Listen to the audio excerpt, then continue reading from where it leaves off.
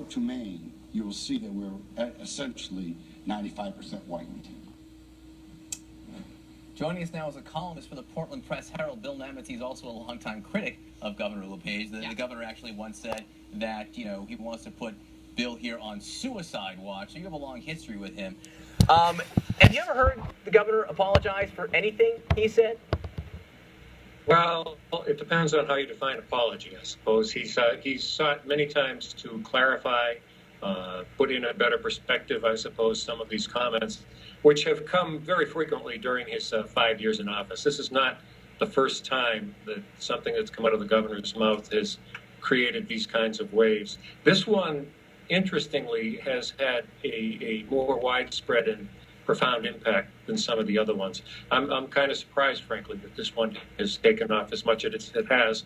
But the more we think about it, and the more you look at the nerve that this one has touched, I suppose it's not so surprising, because it goes right to the heart of some very long-standing stereotypes that we have, you know, not only here in Maine, but throughout this whole country when it comes to racial tensions and what's at the root of some real, you know, long-standing fears that exist, you know, among races in this country. And I think he kind of stomped all over them the other night. You know, whether he intended to or not, that's something that's certainly open to debate and being debated quite vociferously on our website right now. But the fact is he said it. The fact is he used the term white to describe these women. So it's very difficult for him to backpedal now and say that this was not a racial reference. And Bill, though, I mean, you heard the governor. He said basically he misspoke is what he said today. Do you leave open the possibility that he did do just that? You know, anything's possible with this governor, because as he said, I do believe that there are times when, yes, his brain does perform more slowly than his bullshit. mouth. So anything is good possible. for you the about that. For him, that what he was speaking about the other night, and this is one of many town meetings that he holds around the state, and his big issue going into this year is Maine's very serious heroin epidemic, which is paralyzing not only Maine, but all of northern New England and many other states, as I'm sure you know. And this has been a signature issue for him right now, and he's trying very hard to get the state galvanized around the enforcement part. So that's his message, and he was trying to convey that message at this town meeting.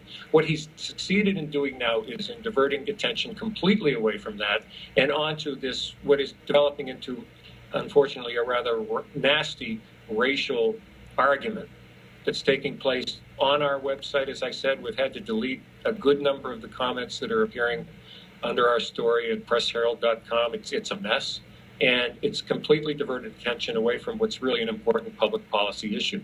So whether he meant it or not, the fact is that's where we're at right now, and by not regulating what comes out of his mouth, we're once again completely off track, talking about something that really isn't going to get us anywhere.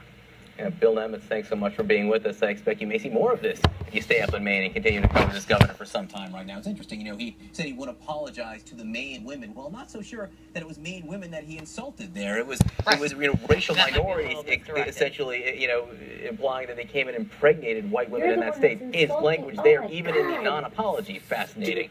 Here to weigh in on this, Washington Post columnist Dana Milbank. Dana, thank you so much for being with us. Dana, you write a lot about the level of political discourse in this country right now. You know, and it keeps getting worse. Yeah, I mean, do you think this is par for the course now? Is this the new normal? You know, I think this, like so many things in our politics, we have Donald Trump to thank for this. There really is, there's sort of no standard anymore, and anything goes. And, you know, we've seen this with the Trump campaign. He's like, no, he couldn't possibly say there's going to be a registry for Muslims. No, he couldn't possibly say they're going to ban them from the United States. And when, you know, you couldn't possibly believe that people would defend an armed takeover of a federal facility. Then these things happen, and then it seems like there is no particular standard now, and so of course it's not. I mean, LaPaige has been a bit of a loon for a long period of time, but well, that's what I was going to say, Dana. I mean, Paul LaPaige was Paul LaPaige before